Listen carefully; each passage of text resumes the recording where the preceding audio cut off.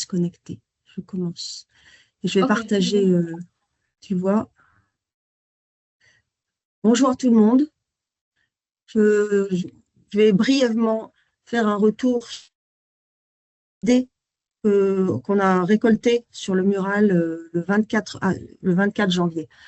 On les a classés en 4 thèmes, mais toutes sont là. N'essayez peut-être pas de les lire, mais l'important c'est de voir ce qu'on peut essayer d'en faire ensemble et de vous montrer qu'on s'en sert pour le programme des séminaires et des webinaires qui viennent.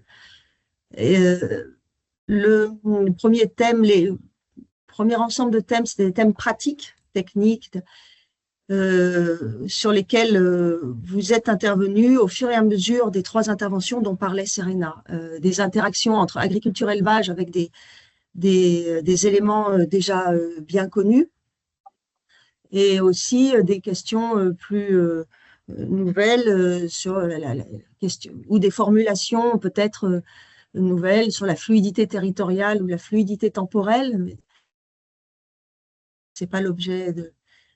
Les questions sur le foncier ont aussi donné quelques idées à l'auditoire. La deuxième rubrique, pas la troisième, la deuxième rubrique qu'on a constituée, c'est celle qui concerne des réflexions sur les outils de connaissance et sur les manières de réfléchir ou de mesurer ou de formuler ou de cadrer les enjeux liés au pastoralisme à partir donc d'études et de travaux connexes qui sont là. Et la dernière rubrique de ce qui a été retenu concerne les réflexions sur les politiques. Je fais le lien entre ces rubriques-là et ce dont on reparlera peut-être à l'occasion, c'est une réflexion sur un ouvrage collectif où on essaye d'explorer ces 3 entrées ou de réfléchir à comment des études et travaux sur le pastoralisme peuvent nous permettre de mieux comprendre ou de renouveler un peu les regards sur les pratiques, et pas seulement pastorales, mais les pratiques dans les territoires, sur les outils de connaissance et sur les politiques. Et puis, à côté de ce que l'auditoire a retenu et épinglé au fur et à mesure, il y avait des propositions de thèmes qui ressortaient du mural numéro 1, que nous avons classé en 2 principales rubriques, et on va essayer de vous préparer des séances liées à ces thèmes. Donc, les conflits, sécurité, cohésion sociale et écologie. Voilà.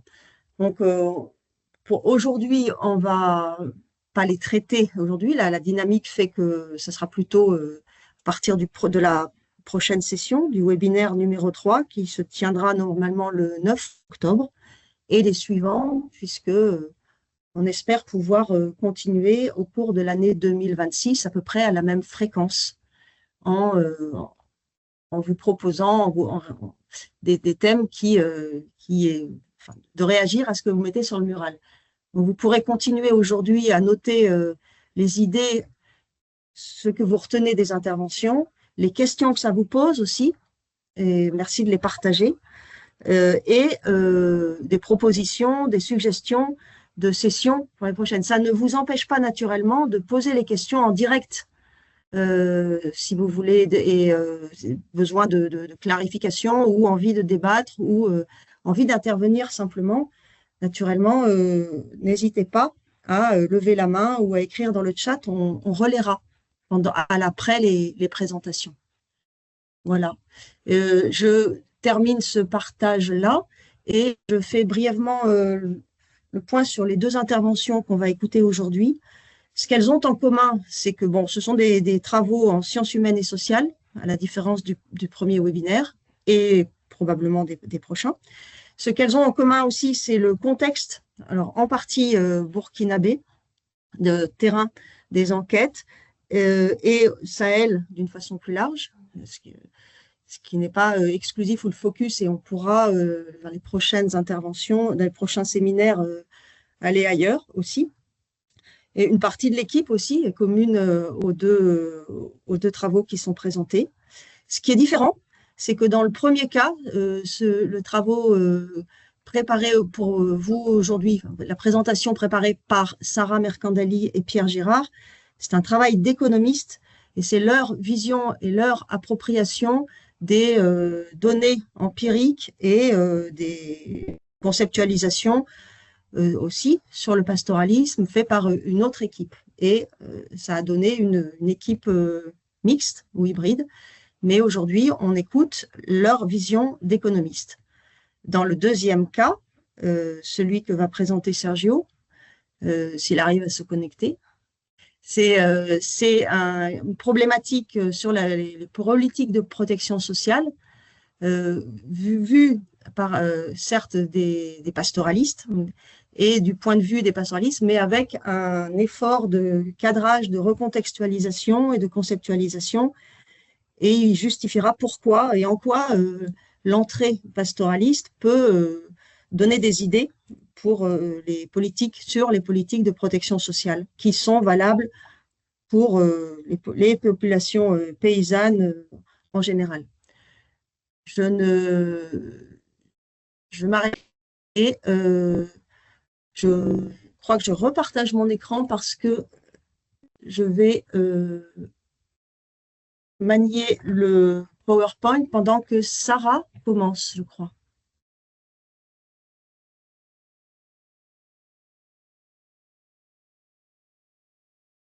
Sarah, tu es prête? Tu es là? Oui. Bonjour à tous et à toutes. Ok. Donc merci aux organisateurs pour cette invitation. Je vais juste rappeler le contexte de cette présentation. Donc c'est, comme le disait Véronique, le fruit de la réflexion d'une petite équipe pluridisciplinaire et informelle entre des personnes de l'UMR Ardev, de l'INRAE, de l'IRAM et du GRET. Et donc on essaye de réfléchir ensemble le changement des systèmes productifs pastoraux en région sahélienne, en articulant des travaux empiriques conduits entre 2019 et 2022, et des approches en économie institutionnelle, notamment la théorie de la régulation. Donc Pierre et moi-même, on vient des sciences sociales et de l'économie politique de l'équipe. Et dans cette intervention, on va vous présenter pourquoi et comment les dynamiques pastorales constituent un objet de recherche qui est particulièrement intéressant du point de vue de notre approche en économie institutionnelle. Donc on va procéder en 3 temps. D'abord, on va resituer nos recherches sur les transformations rurales en Afrique, qui sont le point de départ à partir duquel on essaie d'effectuer ce passage vers le pastoralisme. Ensuite, on va aborder comment nous avons mobilisé cette approche dans le cadre d'une étude de cas au Burkina Faso. Et on termine sur les spécificités du pastoralisme et la façon dont elles enrichissent le cadre avec lequel on travaille. Pardon, hop.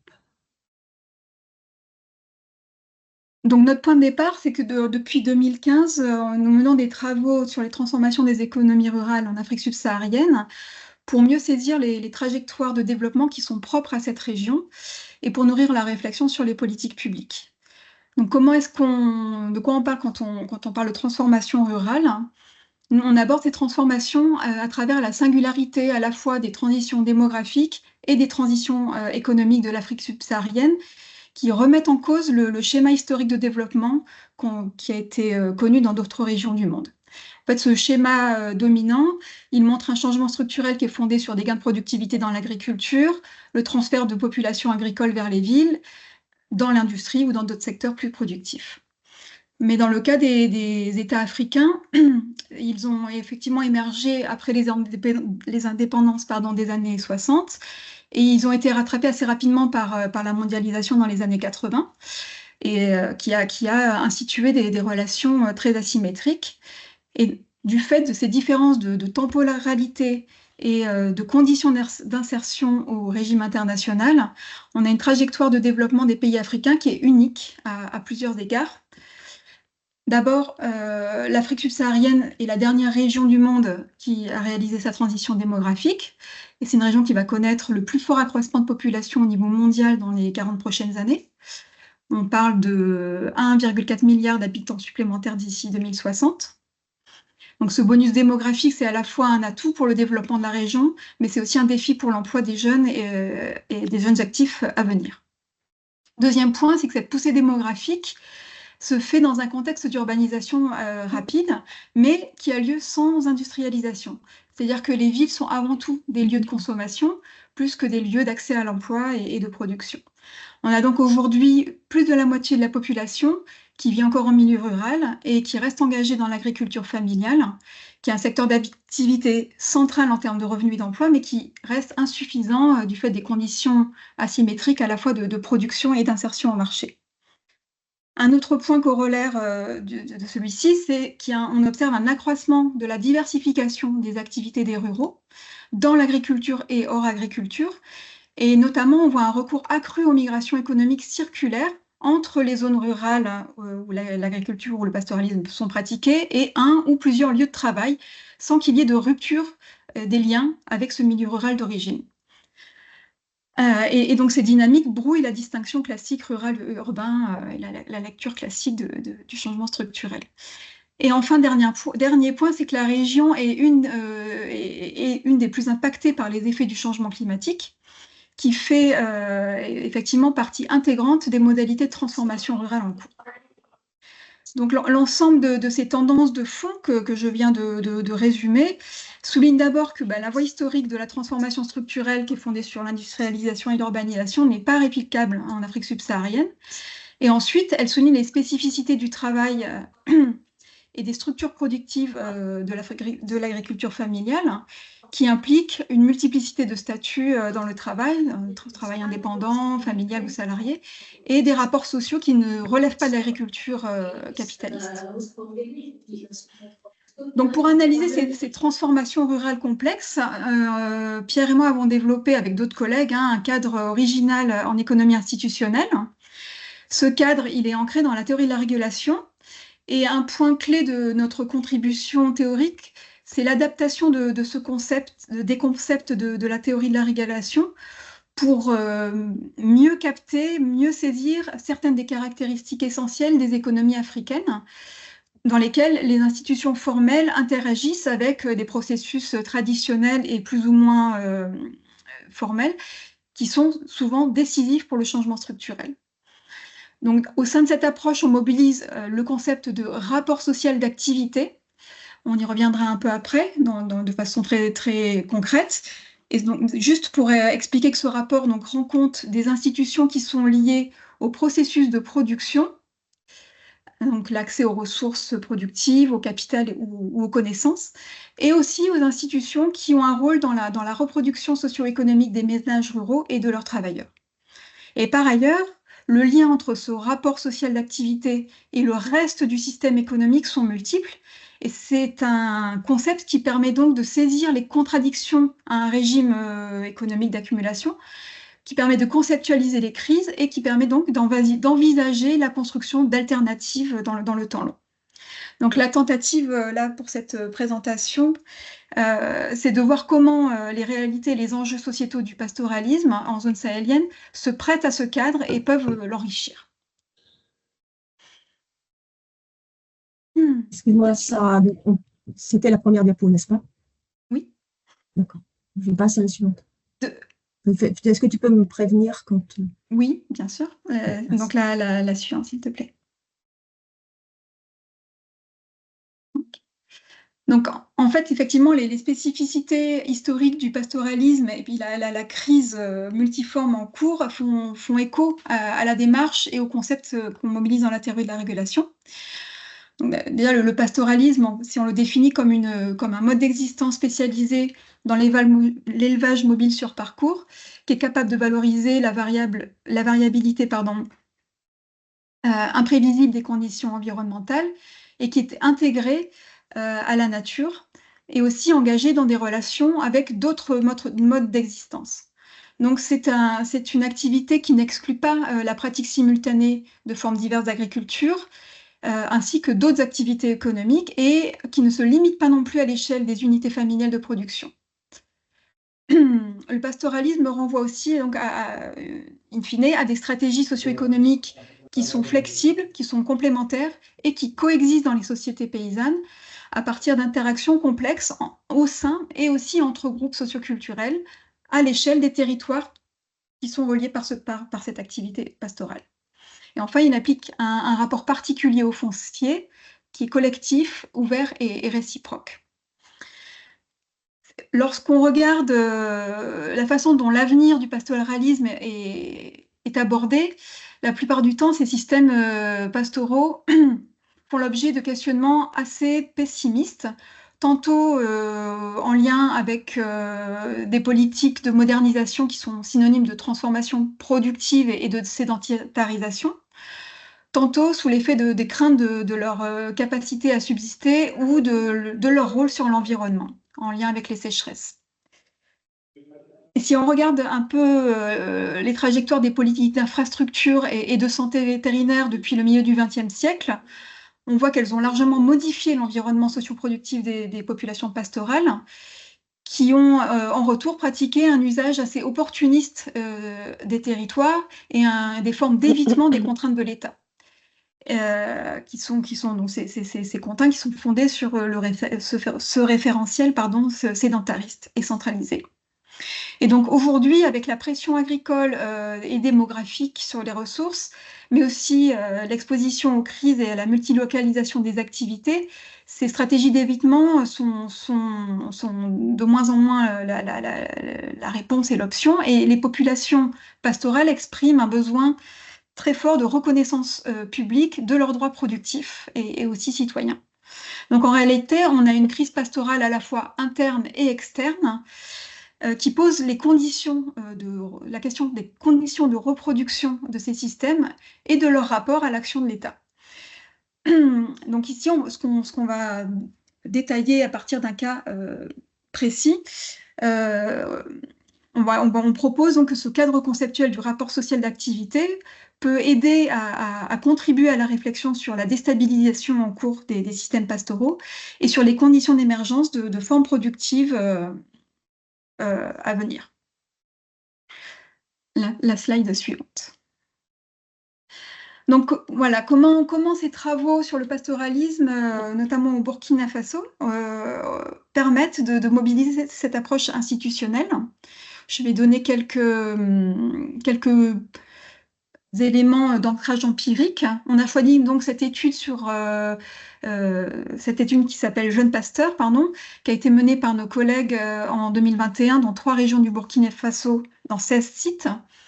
Et l'objectif général était de comprendre l'insertion et l'autonomie des jeunes pasteurs et de les mettre au cœur d'une action publique qui dépasse l'idée d'employabilité répandue pour aller plus loin et englober un éventail plus large de droits sociaux.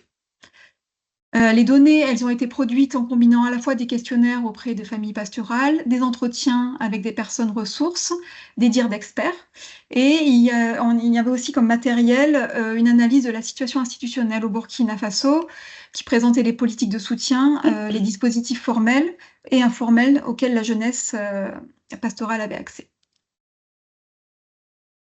Un dernier point, à la slide suivante, s'il te plaît.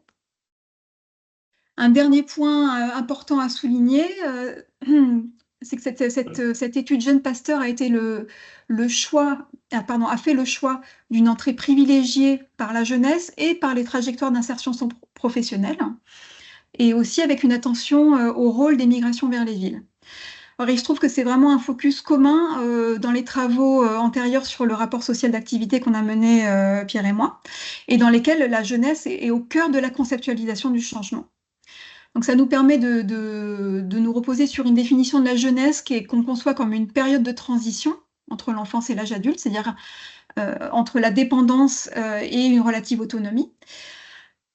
Donc on ne parle pas d'une tranche d'âge, mais plutôt d'une position relationnelle, socialement et culturellement construite par rapport à d'autres générations.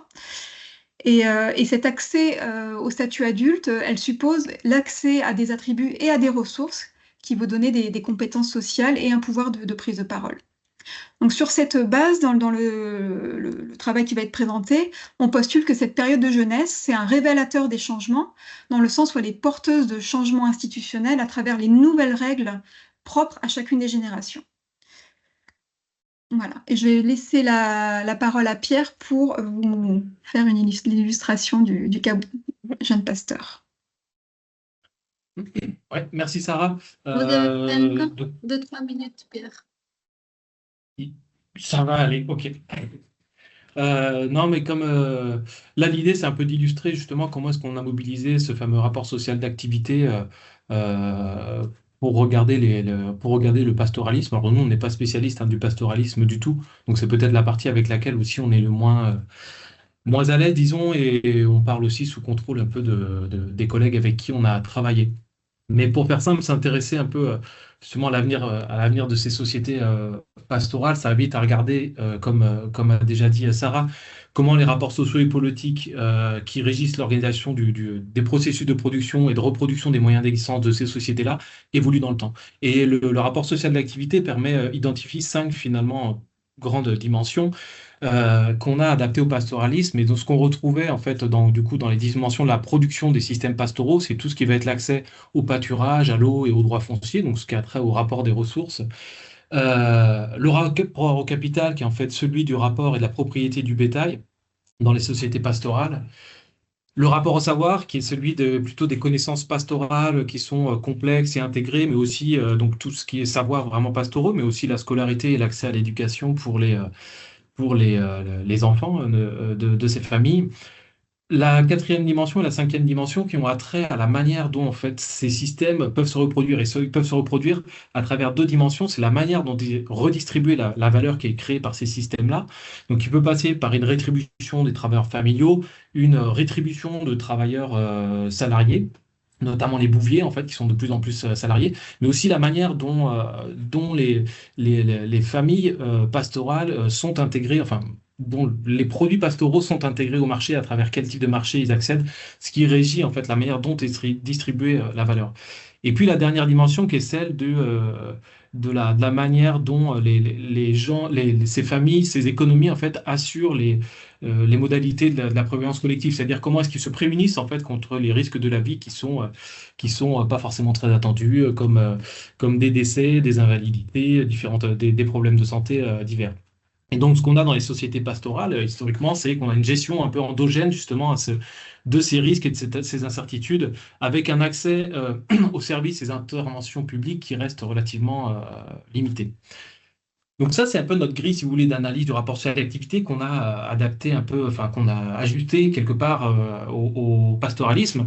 Et slide suivante, ce qui est intéressant après, avec l'approche qu'on a dans la théorie de la régulation, c'est de regarder comment tout ça change en fait dans le temps, puisque c'est pour pouvoir repérer ensuite des changements qui peuvent questionner plus globalement finalement la stabilité un peu du système en général, quoi. Le système n'est pas stable, il évolue de manière permanente. Et ces changements, ils peuvent être soit très incrémentaux, c'est-à-dire c'est des petits changements qui adviennent dans le temps, ou soit on peut avoir des fois des changements qui vont, comment dire, qui sont de plus grande ampleur, qui peuvent amener à une crise en fait du système dans son ensemble. Donc là, on va juste s'intéresser à deux dimensions du rapport social d'activité. On va pas tout décrire, mais une première dimension du rapport social d'activité ici, c'est celle de l'accès. Du rapport aux ressources, puisque comme je disais, on a un accès aux ressources, et Sarah l'a décrit aussi, un accès aux ressources en pâturage qui repose historiquement sur un faisceau de droit coutumier, qui va de l'accès partagé à un accès exclusif collectif. Mais on a des logiques d'inclusion entre groupes pastoraux et des relations avec d'autres groupes agricoles qui autrefois étaient complémentaires et qui sont de plus en plus questionnés, une remise en question des contrats de fumure existants, du remplacement du confiage des animaux par du salariat.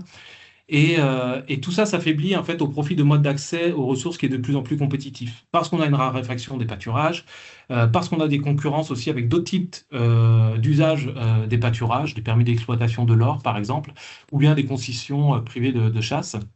Et puis enfin, et non des moindres, on a l'insécurité grandissante, enfin même très très présente désormais, qui a profondément modifié les pratiques de transhumance, avec parfois un arrêt complet des transhumances, et en tout cas des risques très accrus, et un arrêt du confiage des animaux. Une deuxième dimension, qui est celle plus de la modalité de la prévoyance collective, c'est qu'on observe les changements qu'on observe c'est à la fois une centralisation en fait des droits sur les animaux du troupeau par le chef de famille, parce que c'est perçu comme une forme de sécurité économique. Et ça se passe parce qu'on a une précarisation de l'économie familiale, une diminution de la taille des troupeaux, donc centralisation des droits sur les animaux. Et puis de l'autre côté, on observe aussi une multilocalisation des activités qui est soutenue par l'immigration, notamment des jeunes, des familles qui contribuent de plus en plus aux moyens de subsistance.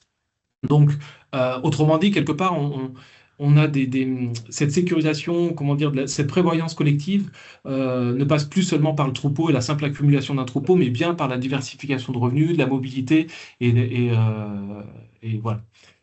Donc, slide suivante. J'ai dépassé les 3 minutes, hein, je sais, ça va aller vite. Non, ce qui est intéressant de voir après, en fait, c'est que, comme je disais, quoi, c'est-à-dire que ces changements-là, ils peuvent, qu'on a très partiellement décrits ici, mais ils peuvent, comment dire, à un moment donné, ça peut coincer. C'est-à-dire qu'on peut avoir des ajustements un peu sur les règles, sur les normes qui se font, donc c'est l'ajustement institutionnel à la marge.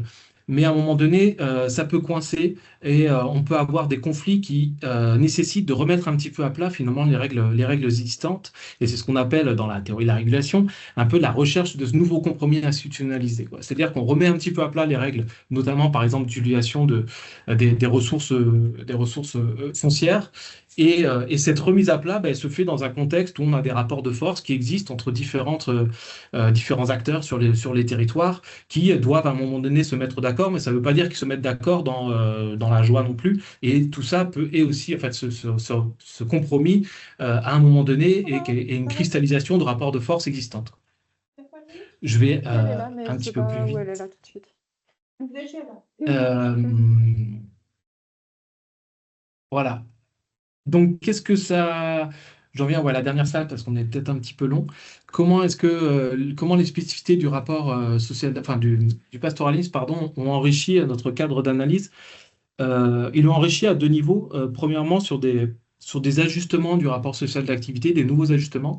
Et puis, deuxièmement, sur l'affirmation d'une échelle d'analyse mésoterritoriale comme échelle d'analyse, comment dire, pertinente, finalement, des régimes d'accumulation dans les zones rurales d'Afrique subsaharienne. Je reviens sur l'immigration.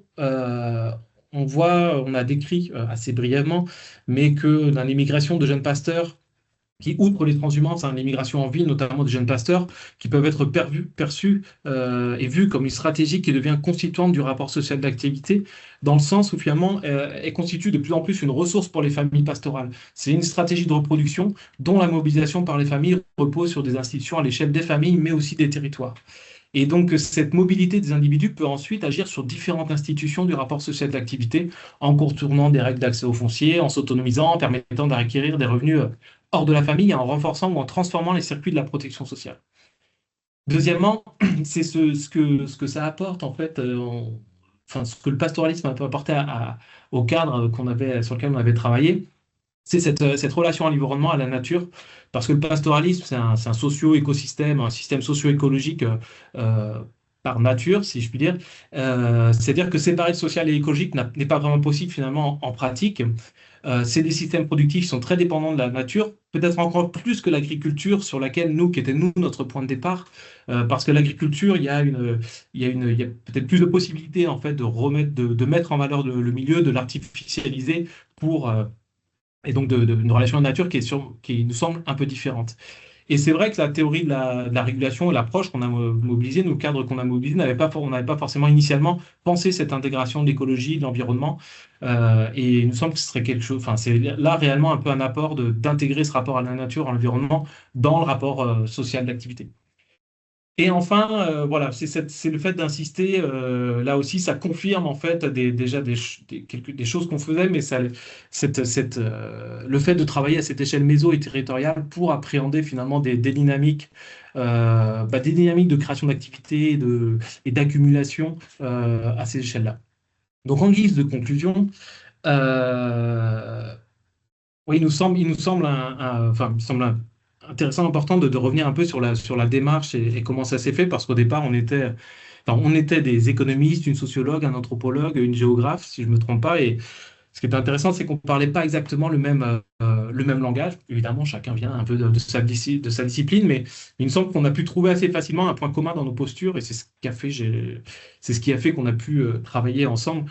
Et, et le premier point, c'est peut-être celui de resituer les individus dans quelque chose de normé, un système, des structures, des interactions, et que les individus agissent en fonction des normes et des règles à l'heure. Donc, et des règles à l'œuvre, donc ce qui s'éloigne en fait de l'économie, enfin pour nous économistes, de l'économie standard néoclassique. Et puis deuxièmement aussi, de considérer que ces normes et ces règles elles peuvent changer. Pas seulement en raison d'éléments exogènes, des chocs climatiques, des questions sécuritaires, mais aussi de manière endogène par les individus et les collectifs d'individus. Voilà, désolé pour le timing. Je Merci. pensais que c'était les sociologues qui parlaient beaucoup, mais je vois que aussi les économistes. Merci, très intéressant. On peut ouvrir déjà à 5 minutes de questions, commentaires, impressions. Les participants et participantes, vous pouvez lever la main et je vous donnerai la parole.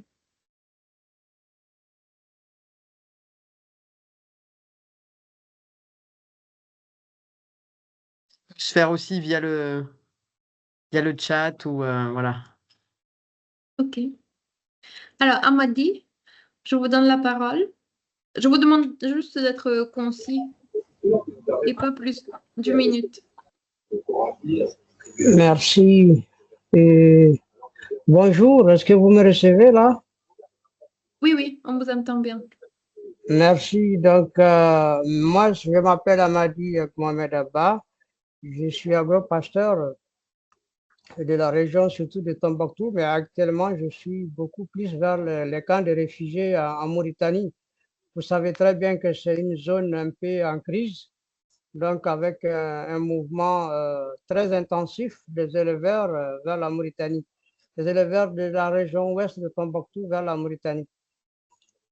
C'est pour juste me remercier les uns et les autres pour les présentations, les exemples et puis les analyses de contexte.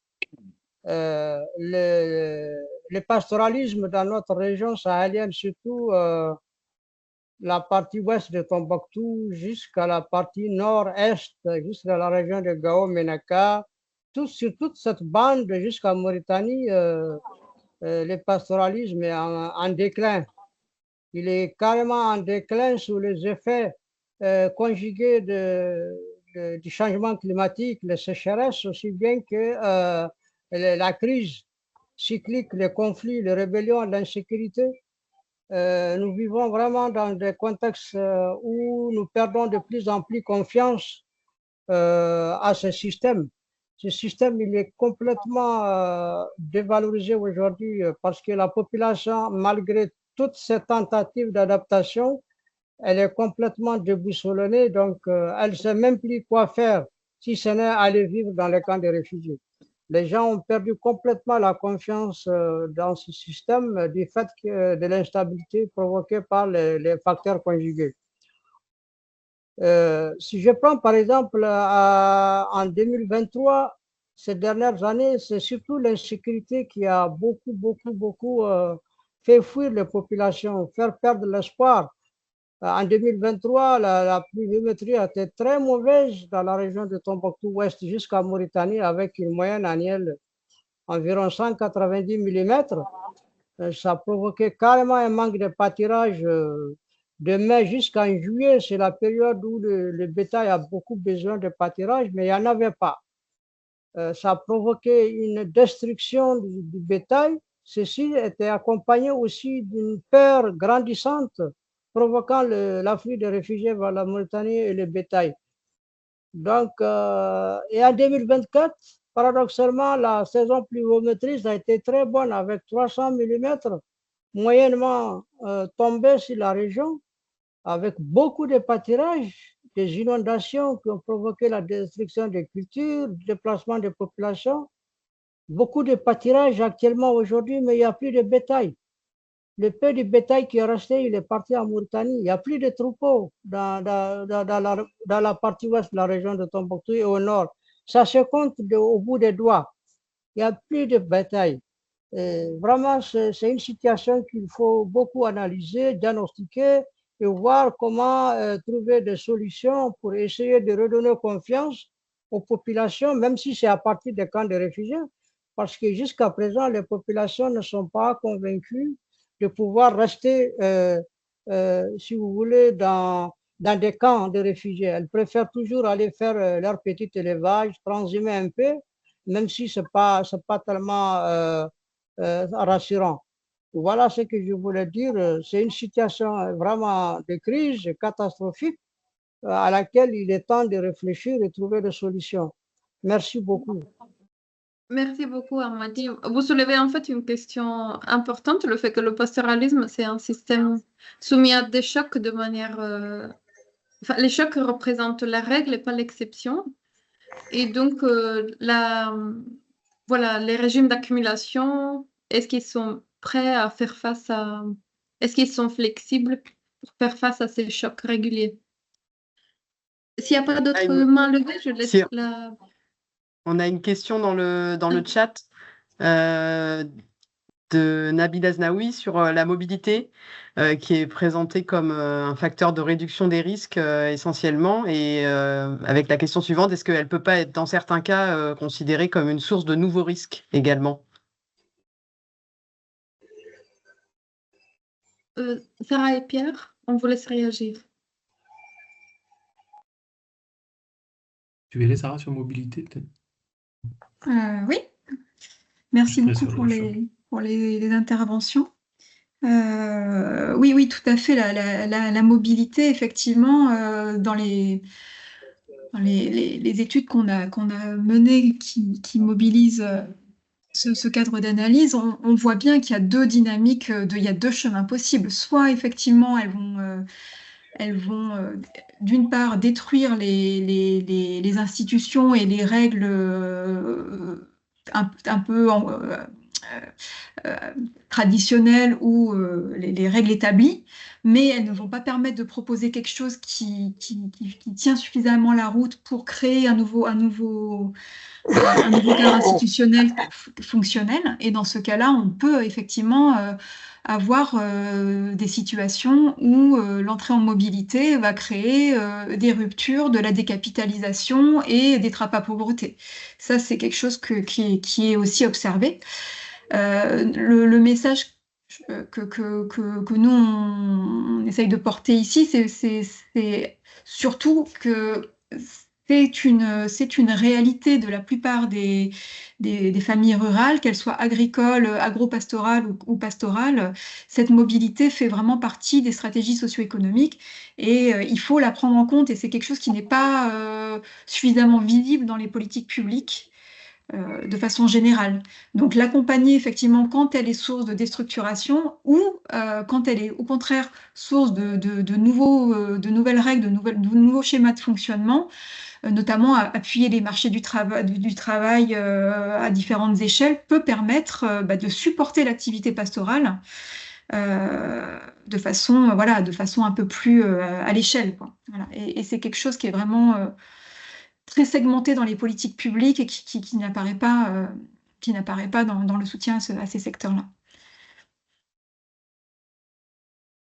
Ouais, et pour répondre sur la question intéressante là aussi cette question des chocs permanents en fait, et sûrement de plus en plus, enfin c'est réel, et je crois que l'intervenant avant l'a souligné, quoi. C'est-à-dire qu'avec les questions sécuritaires, les gens ne savent plus quoi faire en fait. Et c'est peut-être là aussi une limite peut-être de la manière de ce que peut faire en fait l'approche par la théorie de la régulation, c'est-à-dire que euh, quand les gens ne savent pas quoi faire, ils ne savent pas forcément à quelles règles ou quelles normes un petit peu se référer, si on veut, ça fait le lien un peu avec ce que nous on appelle les institutions derrière. Et dans ces cas-là, tout est tellement mouvant finalement que bah ouais, le rapport social d'activité est entièrement déstabilisé, et comment il se reconstruit, bah, c'est pas très évident. Je ne sais pas dans quelle mesure, et là c'est peut-être un fil aussi, nous de notre côté à tirer. La théorie de la régulation permet de bien intégrer ça, quoi, des chocs ou des incertitudes pratiquement constants, en fait, quoi. Parce que la théorie de la régulation, elle pose une vision du changement, c'est en ça que c'est une théorie.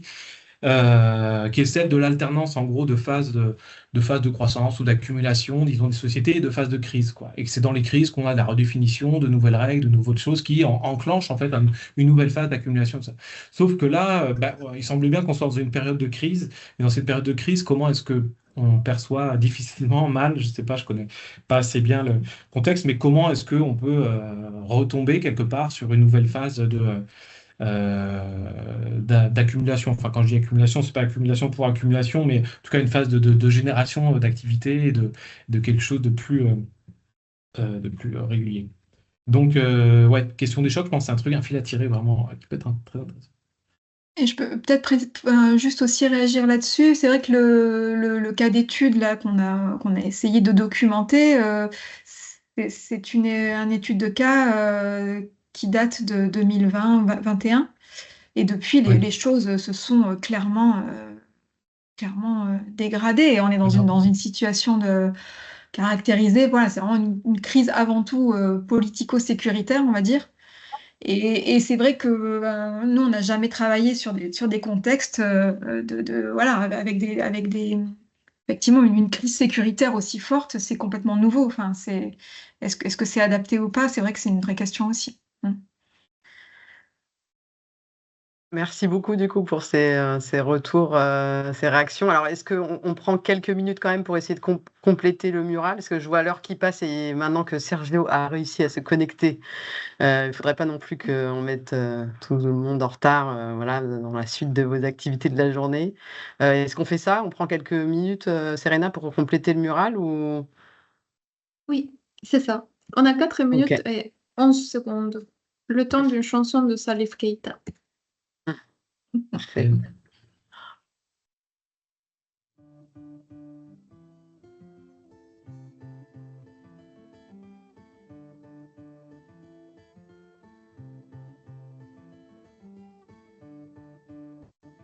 Adiyara Sisela, Malisigi Diara Funukedina, Sisele Bebenoma, Abubakri Sidiki Sise, Abubakrini.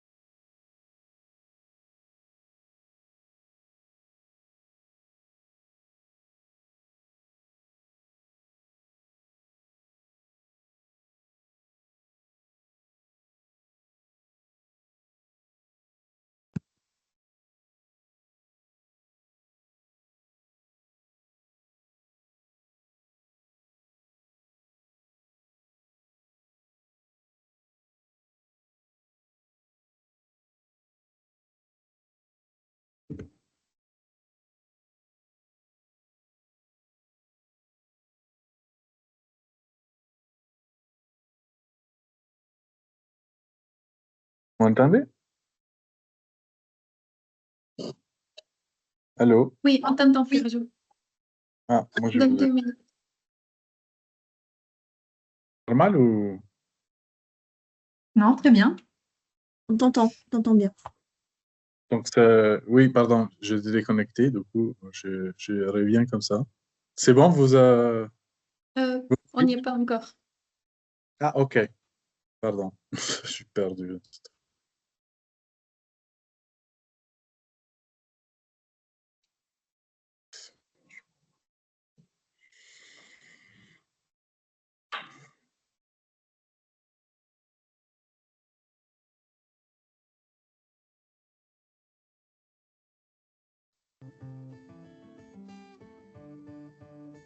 Kononi na foneye, badala kono musoni konema.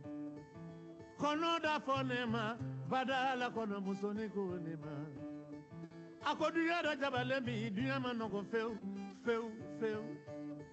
Iye dumbe mo ko duya do tero, ake mogoro gedi. Ako eye John Leko, neko sise. Iye dum kanye sise la kajomate. Fatoumata Teraki Dene, Adu Layi Alidu Dene, Aboubakrini, Aboubakrini.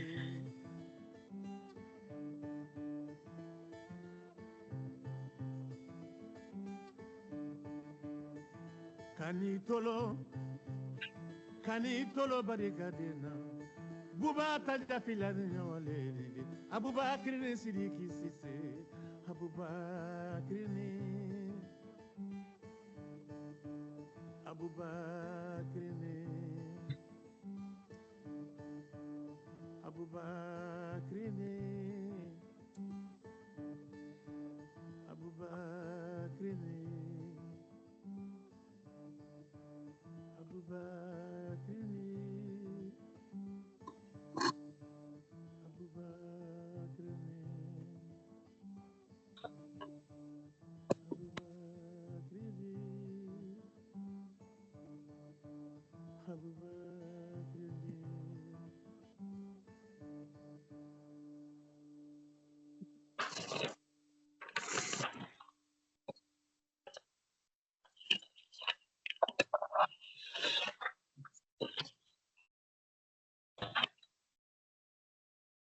Ok, merci beaucoup. Petite pause de réflexion.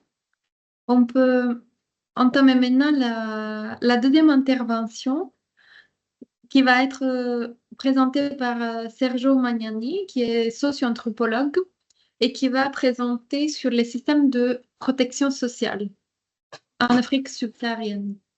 Alors, c'est toujours Véronique qui fait défiler les slides. Donc, Sergio, je te laisse la parole. Tu as entre 10 et 15 minutes de présentation. Ok, vous m'entendez bien?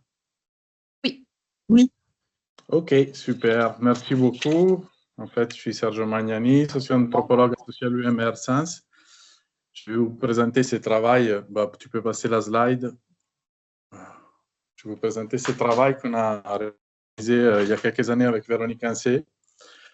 Donc, dans le cadre de quand elle était attachée à la FAO, et donc dans le cadre d'une suite de projets qu'on a réalisés dans ce cadre institutionnel-là. Et donc, on s'est posé, en fait, pour ce qui est de la matière de ces séminaires, on s'est posé des questions très différentes, en fait, entre l'équipe de la FAO et nous deux, dans la mesure où la FAO, en fait, était en train d'intégrer la protection sociale dans son approche sectorielle institutionnelle, et donc voulait qu'on produise, en fait, des connaissances par rapport à l'adaptation des systèmes de protection sociale en contexte pastoral, dans une optique où ils réalisent des travaux sur l'agriculture, la foresterie, la pêche, l'élevage, etc., dans différentes régions géographiques du monde. Et nous, par contre, qui venons plutôt d'expériences de chercheurs en sciences sociales avec une pratique de terrain dans les milieux semi-arides et pastoraux africains en particulier, on s'intéressait plutôt, en fait, on était soucieux de regarder au référentiel des politiques publiques de protection sociale en Afrique pour essayer de comprendre un peu quels étaient les dispositifs principaux qui étaient mobilisés, les limites et aussi quels étaient les débats publics au niveau des politiques publiques qui s'est tissé autour de ces questions-là. Dans un moment, en fait, où on ressentait une forte demande, en fait, demande tirée par l'escalation de violence avec les dynamiques de déplacement massif de population qu'Amadi vient d'évoquer tout à l'heure. Mais aussi, en fait, des demandes on saisissait, on voyait émerger dans un contexte où le contexte insurrectionnel, en fait, exprimait à différents endroits des revendications, des griefs en termes vis-à-vis de l'État et des politiques publiques, notamment très fort en milieu rural. Donc, on apprenait cette question des marges politiques, en fait, le pastoralisme étant considéré comme un système aux marges politiques en Afrique de l'Ouest, mais on revendiquait, on pensait une centralité de ce type de dynamique au niveau des milieux ruraux africains et dans les milieux semi-arides en particulier. Donc, on a réalisé une revue de littérature qui a mobilisé différentes sources, en fait, de la littérature institutionnelle sur la protection sociale, Il y a une littérature scientifique sur le développement, les dynamiques agraires, et puis une littérature anthropologique sur la mise en contexte des interventions de protection sociale en milieu pastoral. Et tout ça un peu assorti en fait d'une observation participante que les partenariats avec la FAO nous avaient permis de participer en fait à des événements, workshops, réunions de travail autour de l'équipe FAO et avec les partenaires. Donc les messages, je vais essayer de reprendre aujourd'hui, je vais essayer de montrer comment en fait la centralité des cadres conceptuels qui sous-tendent les approches de protection sociale, en fait, est constituée de lectures linéaires et mécaniques des transformations contemporaines qui sont à l'œuvre dans les milieux ruraux et qui a en fait un potentiel de faible compréhension des dynamiques des changements structurels et des relations en fait entre ces dynamiques des changements structurels et les formes d'organisation sociale dans lesquelles s'intègrent les institutions redistributives au sein des sociétés pastorales, et donc, a fortiori, en fait, une difficulté à comprendre les relations d'influence mutuelle entre les dispositifs des politiques publiques et les institutions redistributives endogènes. Donc, voilà, oui, tu as changé de slide, très bien. Et donc, en fait, on arrive à un débat où on a des positions, enfin, on a découvert, décelé un débat où il y avait des positions idéologiques assez affirmées et contradictoires. Donc, d'une part, en fait, les dispositifs portés par les institutions financières internationales, faisant fort appui sur les méthodes de ciblage, étant conçus, en fait, comme pro-pour, dans la mesure qu'on voulant en fait fournir des formes d'assistance sociale de manière très contingente et un support considéré comme étant transitionnel. Donc, une part forte au mécanisme d'assistance sociale plutôt que d'assurance sociale, des méthodes de ciblage assez complexes, variées et toujours très centrales dans les dispositifs. Et donc, bon, voilà, sur les critiques, on pourra y revenir, mais des critiques qui sont portées au sein des milieux de la protection sociale internationale autour, en fait, de l'efficacité de ces dispositifs-là, qui sont lourds à porter, qui sont chers et qui aussi présentent des problèmes éthiques importants dans la mesure où il y a des taux d'exclusion très forts et, en fait, une faible compréhension du dispositif par les acteurs dans les contextes locaux. De l'autre côté, on a des dispositifs qui sont plutôt portés en fait par l'Organisation internationale du travail, donc les Nations Unies, auxquelles en partie adhéré en fait nos partenaires de la FAO, et qui se basent plutôt sur des approches universelles qui visent à inscrire des droits dans les lois nationales et qui insistent sur une combinaison entre les dispositifs d'assurance et assistance sociale, calés notamment sur les cycles de vie. Donc, pas sur un cycle de vie qui est commun et à tout individu au sein des groupes sociaux. Et dont les critiques portées notamment dans le milieu du développement parlent d'une approche réaliste amenée aujourd'hui en Afrique subsaharienne du point de vue du manque de moyens financiers et aussi des faibles capacités, de la faible institutionnalisation des services publics. Donc, dans les deux, en fait, les limites de ces débats, de cette polarisation des débats publics, ça portait, à notre avis, en fait, sur des limites en partie communes, en fait, aux deux approches. Donc, un cadre conceptuel étroit qui continuait à concevoir le développement selon des théories évolutionnistes de la modernisation. Donc, sur la base des promesses de convergence, d'une convergence sur des délais temporels et des processus à définir et variables, mais qui devait amener à ces processus de convergence, ce qui amène notamment à insister beaucoup autour des dispositifs, du calage des dispositifs de protection sociale autour des chaînes de valeur définies comme prometteuses, qui souvent sont les chaînes de valeur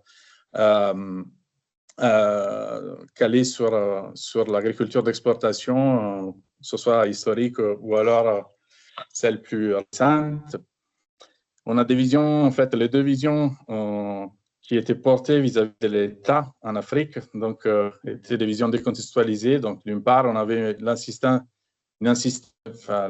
l'approche universelle insiste plutôt sur un État bienveillant, qui serait construit à imitation en fait du welfare state des modèles européens, occidentaux, mais qui de fait en fait fait complètement abstraction des contextes historiques dans lesquels ce système a voulu et aussi comment il a évolué dans les derniers 40 ans dans les cadrages néolibéral de ces dernières décennies.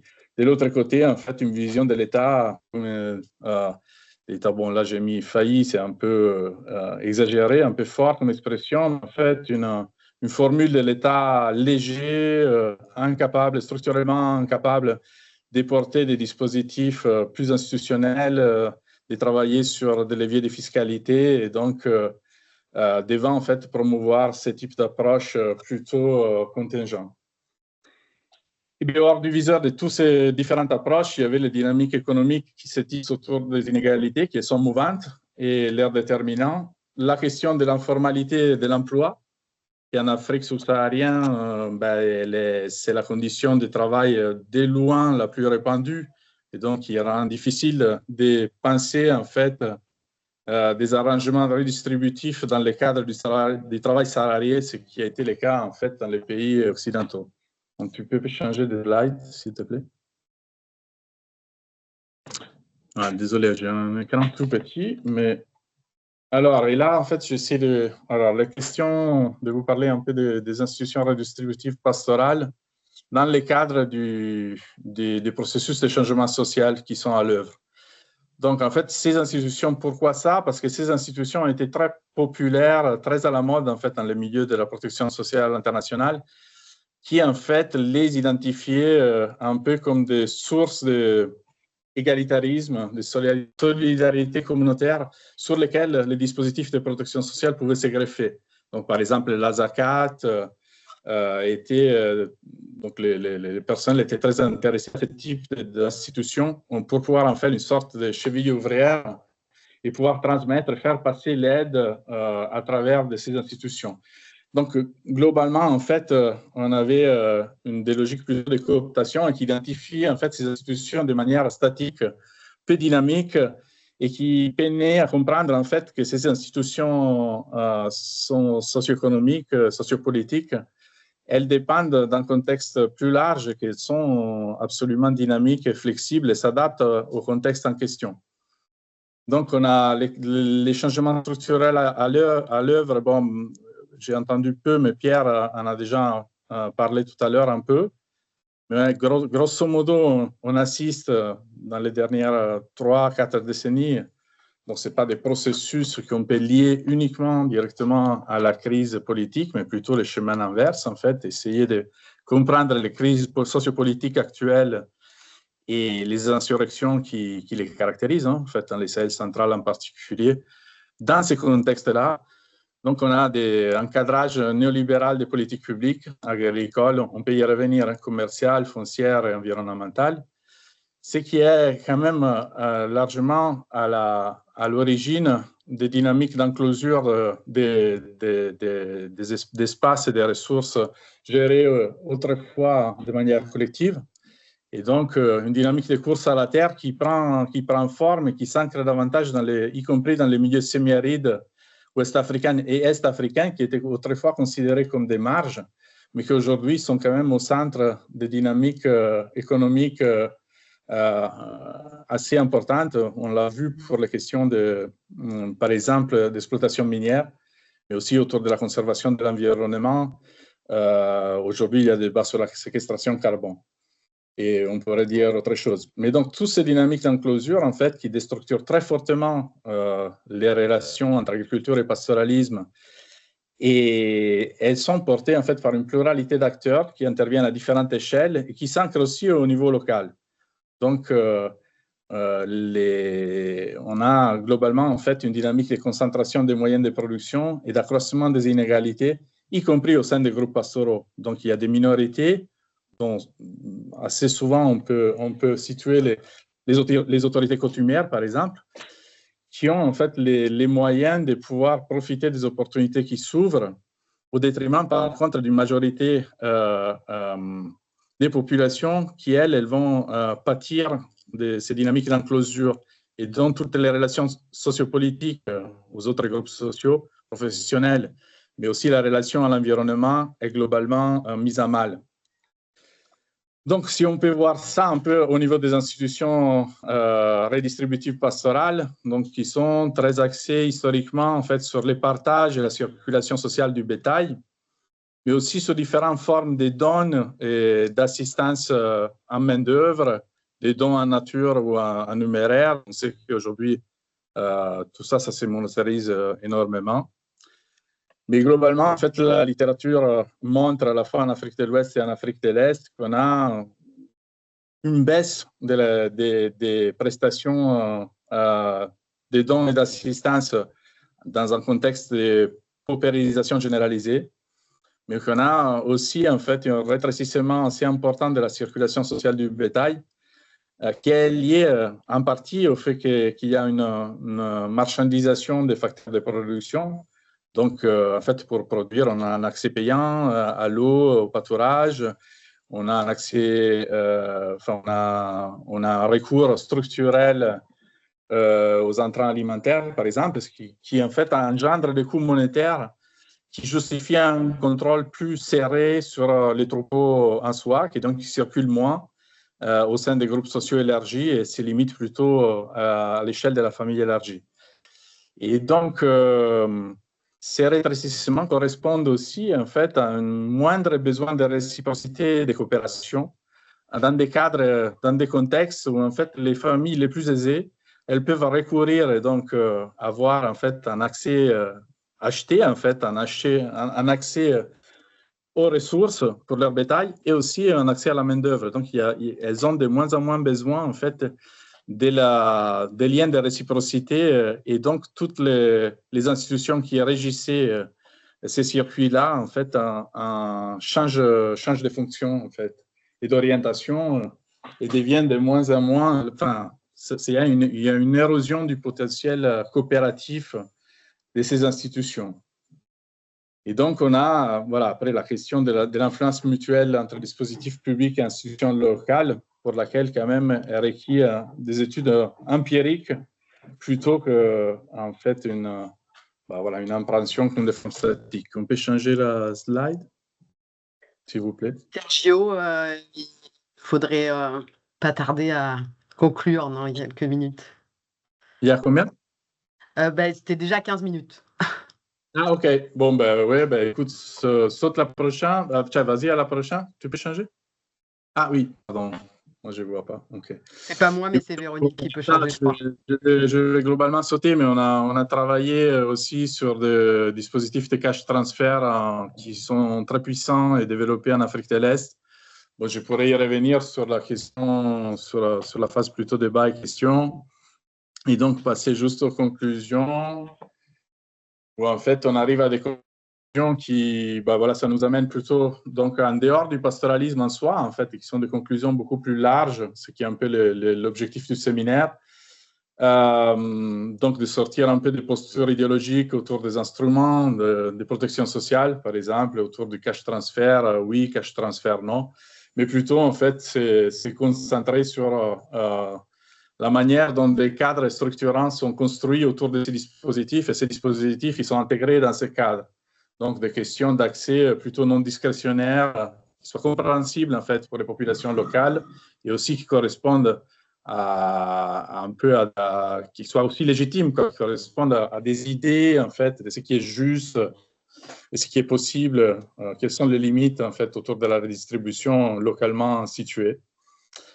Et donc, voilà, sortir globalement des débats publics qui sont verrouillés sur des questions d'urgence et de souveraineté aujourd'hui, en particulier dans l'espace sahélien. Mais en fait, là, c'est de plus en plus évident que les questions des chocs aujourd'hui, ou la question de la pauvreté ou de l'accroissement des inégalités, elle est plutôt en lien avec des dynamiques de changement structurel et non des chocs aléatoires. Et donc, en fait, il faut changer un peu d'optique. Et donc, voilà, ouvrir beaucoup plus, en fait, à une compréhension des dynamiques entre politiques publiques et dynamiques d'inégalité internes aux groupes sociaux, en intégrant, en fait, des points de vue dans les débats publics, en fait, d'essayer de comprendre comment des réformes qui sont menées sont multisectorielles sont cohérentes ou pas avec les objectifs de réduction des inégalités et de paix sociale. Bon, voilà, je m'arrête là. Je peux revenir dans les débats sur la question du cash transfert voilà, sur laquelle je peux parler. Merci. Et désolé, moi, je vois mal la connexion. Je suis connecté par mon téléphone et c'est un peu... Non, mais on est content que tu sois arrivé juste à temps pour présenter Sergio. Bien. Merci, Merci Sergio. beaucoup. Désolée pour ces couacs techniques. J'avoue que Tim, c'est un peu mystérieux. Alors, est-ce que déjà il y a des mains qui veulent se lever pour poser des questions ou faire des commentaires?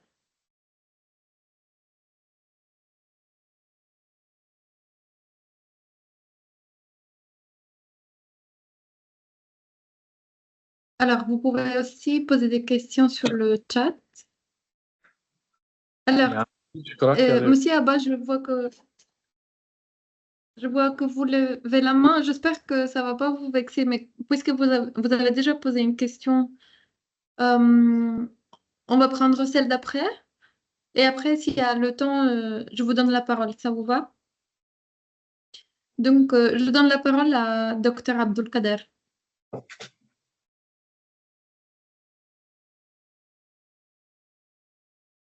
Dr Abdelkader, vous devez activer votre micro pour parler. Merci. Je ne sais pas si vous m'entendez. ouais. Maintenant, c'est bon. Oui, on vous entend bien. Oui. C'est bon maintenant? Ouais. Oui, oui.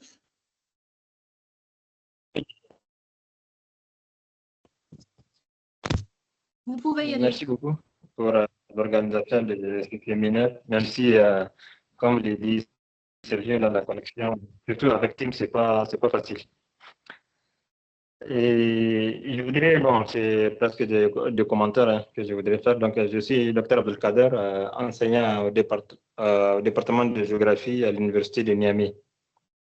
Donc, c'est vrai, la thématique sur le pastoralisme, elle est vraiment d'actualité, surtout comme l'ont dit les donc, elle est d'actualité, et surtout dans nos pays sahéliens aujourd'hui, confrontés au problème du changement climatique, comme l'a soulevé tout à l'heure Mohamed, oui. Désolé. Donc, Mohamed, c'est les changements climatiques, surtout au Niger, la croissance démographique et l'insécurité. Aujourd'hui, les éleveurs sont confrontés à d'énormes soucis par rapport à l'insécurité. Aujourd'hui, pour accéder à certaines zones, il faut payer la zakat. Donc, c'est devenu une obligation pour les éleveurs parce qu'ils n'ont aucun choix pour aller dans ces pâturages qui sont presque je ne sais pas quoi, c'est une obligation pour eux d'y aller. Donc, ils sont obligés de payer cette zakat parce que rester sur place, ça veut dire encore confronter aux agriculteurs, aux champs agricoles et tout. Donc, une obligation de payer la zakat pour aller, par exemple, au nord, les frontières maliennes, ou, voilà, et revenir aussi au sud. Parce que, par exemple, pour nos éleveurs nigériens, aujourd'hui, certains éleveurs, surtout les moutonniers, pour aller au Nigeria, c'est encore devenu plus compliqué le long de la frontière. Et bon, ils se sont adaptés, mais aujourd'hui, pour aller au Nigeria, les éleveurs sont obligés de charger des camions à partir de la frontière, à partir du Niger, traverser la frontière et pour accéder à certaines aires de pâturage, des transhumances de la partie sud, de la partie nord du Nigeria. Donc, toute cette bande frontalière avec le Niger, entre le Niger et le Nigeria, aujourd'hui n'est plus franchissable en simple transhumance. Certains, comme il dit, ont complètement arrêté la transhumance du site. Là, c'est dans la zone agricole. Maintenant, si vous prenez aussi la zone nord où vous avez des mines, aujourd'hui aussi la mobilité pastorale est tellement mise en difficulté avec les installations minières et surtout avec le développement de l'orpaillage, surtout dans la zone d'Agadez. Aujourd'hui, beaucoup des zones pastorales ont été transformées en permis miniers, ce qui complique encore plus la mobilité dans ces zones. Et c'est vraiment ce qui menace même l'avenir pastorale. Voilà juste quelques mots que je voudrais ajouter et merci beaucoup. Ouais, merci. Merci pour ce Merci beaucoup. commentaire qui me semble très intéressant et oui, en phase un peu avec ce qu'on disait, quoi, en fait. Forte, la question de l'orpaillage, c'est pas qu'au Niger, on voit au Burkina aussi, au Mali aussi en partie, mais au Burkina, c'est très fort. Et ça intervient beaucoup dans les zones dites pastorales, qui sont des espaces, mais qui sont pas vraiment, en fait, des espaces délimités, mais qui les deviennent, en fait, par rapport à cette poussée vers l'orpaillage. Et sur les questions de transhumance à pied, c'est des changements significatifs que vous pointez là. Faire de la transhumance qui par camion, et ça va changer tous les commerces du bétail comme institution endogène et toutes les formes de courtage qui sont associés changent avec. Et donc aussi les possibilités que ces mécanismes économiques soient des moyens de redistribution des revenus aussi assez larges. Sur les formes de prélèvement type zakat, ce que vous pointez là, j'imagine que c'est un peu la question de...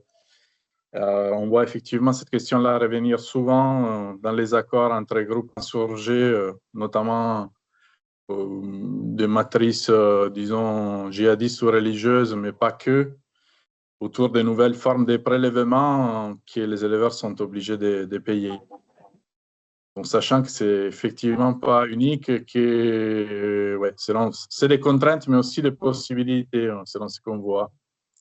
Et que souvent, en fait, il y a quand même des formes de prélèvement de ce type qui, au sein d'accords sociaux qui fonctionnent tant bien que mal, sont relativement acceptés, socialement acceptés, vis-à-vis notamment des prélèvements plutôt effectués de manière classique par les hommes maintenus. Bon, voilà,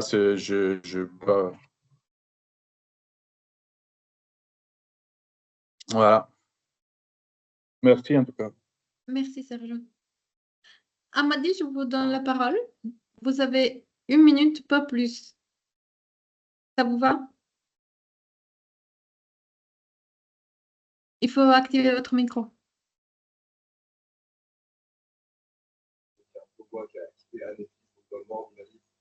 C'est bon? Est-ce que Oui, vous me c'est bon. recevez? Oui, oui, Voilà, on vous reçoit. merci pour la présentation. Merci également pour l'intervenant d'Agadez qui a dit la vérité. En raison des crises combinées, je vais ajouter juste que la question, c'est comment redonner confiance aux pastoralistes en vue d'une réhabilitation de ce mode de vie.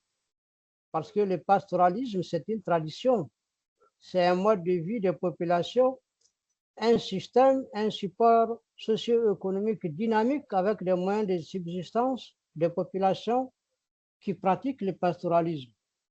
Aujourd'hui, vu tous ces constats, l'impératif pour nous, c'est de redonner confiance en réalité à travers des politiques de réhabilitation de ce système, support de vie socio-économique, des politiques fondées sur une approche des droits humains qui garantissent le droit à l'alimentation. C'est en ce sens qu'on peut dire que le pastoralisme peut contribuer à la sécurité alimentaire, à réduire le risque d'insécurité alimentaire, parce que le pastoralisme consiste à faire bouger le bétail quand le pâturage n'existe plus. Il faut faire bouger le bétail pour assurer l'alimentation équilibrée du bétail, en même temps des éleveurs qui accompagnent. Voilà pourquoi on considère qu'il réduit les risques d'insécurité alimentaire. Mais il peut être aussi source de risque quand l'éleveur est obligé d'aller chercher des pâturages, chercher de l'eau, et finalement il croise une patrouille militaire, et là il devient exposé, il s'expose. Donc tous ces facteurs sont à prendre en compte. Voilà, merci. Merci beaucoup. Sergio, tu veux en dire 2 mots? commenter? Bah là, alors, de manière plus inhérente en fait à la présentation et au travail qu'on a fait avec Véronique sur la protection sociale, l'idée était plutôt celle-là, en fait, au départ, pour nous de s'approcher, de s'intéresser à des politiques publiques qui, un peu à nos yeux, au départ, pourraient asseoir une légitimité de l'État sur en fait, des politiques plutôt à effet positif, de redistribution et de partage, donc en partie répondre aux griefs en fait, qui sont portés, qui sous-tendent en fait, ces dynamiques d'insurrection assez généralisées. C'était un peu ça l'idée. Après, voilà, justement, la question se pose de manière beaucoup plus complexe. Les États africains, sahéliens en particulier, voilà, sont ce qu'ils sont en fait. Ce sont les produits aussi des processus historiques particuliers et aussi la question des contraintes dans lesquelles ils opèrent et selon quelles sont les rationalités localement retenues.